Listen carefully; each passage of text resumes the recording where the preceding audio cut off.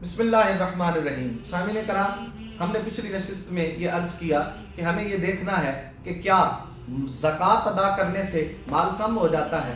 तो पहले हम ज़कात के ज़रा लुग़वी मानों पर तवज्जो कर लें, गौर कर लें, तो हमारे बहुत से मसाइल जो हैं हल हो जाएंगे। उसके लिए देखिए, ज़कात के मानी जो बयान किए गए हैं लुगत में, कहते हैं कि ज़कात का एक माना है पाकीज़गी, पाक होना, मुनज़्ज़ा होना।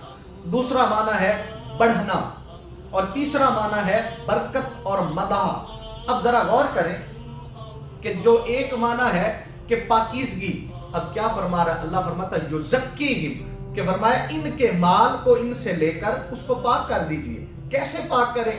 फरमाया जब तुम अपने माल में से अल्लाह के हुक्म के मुताबिक अपनी ज़कात निकालते हो, तो पहला अमल जो तुम पर सादिर होता है, अल्लाह पाक तुम्हारे माल को पाक कर देता है। और जब पाक हलाल माल होता है, फरमाया जब चीज पाक होती है तो फिर अल्लाह पाक चीजों से मोहब्बत करता है। जब पाक चीजों से अल्लाह मोहब्बत करता है तो उसमें फिर बरकत आती है, फिर वो बढ़ता है, काम नहीं होता। फरमाया पहली चीज कि जब ज़कात माल से निकली तो अल्लाह पाक ने उस माल को पाक कर दिया।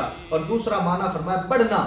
अब हम तो इस बात पे बैठे थे कि 100 रुपए में से 2.5 रुपए ज़कात दे दी, तो हमारे पास तो पीछे बच गए, बज़ाहिर तो 97.5 रुपीस बच गए हमारे पास, तो माल तो कम हुआ।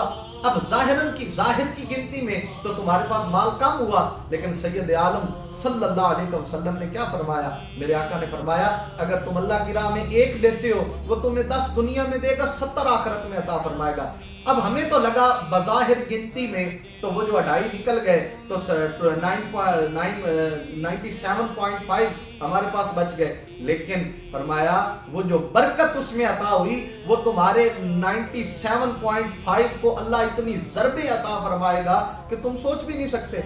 उसने वो ज़कात का मतलब ही बता दिया कि बढ़ना, तो जब मतलब ही बढ़ना है तो कमी कैसे आ सकती है। और तीसरी चीज फरमाया बरकत और मदाह, यानी जब आप माल खर्च कर रहे हैं तो ऑटोमेटिकली लफ्ज़ ज़कात आपको इस बात पे बता रहा है कि मैं कम नहीं हो रहा, मेरे अंदर बरकत आ रही है, वुसअत आ रही है, ये बढ़ रहा है, इसमें इतनी खैरात बढ़ जाती है। आप कई दुनिया के लोगों को देखें, कई ऐसी मिसालें हैं जो आपके सामने, जिनके पास थोड़े अमवाल थे, थोड़ी चीजें थी, फरमाया अल्लाह के साथ तिजारत करो। अल्लाह के साथ कैसी तिजारत करें? फरमाया तुम अल्लाह की राह में खर्च किया करो। तिजारत हमेशा वो काम होता है जो नफा बख्श हो, जिससे प्रॉफिट कमाया जाता है, लेकिन फरमाया अल्लाह के साथ तिजारत करो। भाई अल्लाह के साथ तिजारत करें तो प्रॉफिट क्या होगा? फरमाया तुम अल्लाह की राह में 1 दो, वो तुम्हें 10 दुनिया में देगा, 70 आखिरत में देगा। और दुनिया का शायद ही कोई कारोबार हो जो 80% प्रॉफिट देता हो। तो फरमाया तुम ज़कात अदा करो, ये कम नहीं होगा, ये माल को पाक करेगा, ये वुसअत देगा, और ये बढ़कर लौट कर तुम्हारे खजानों में अल्लाह उसको बढ़ाकर तुम्हें वापस अदा कर देगा।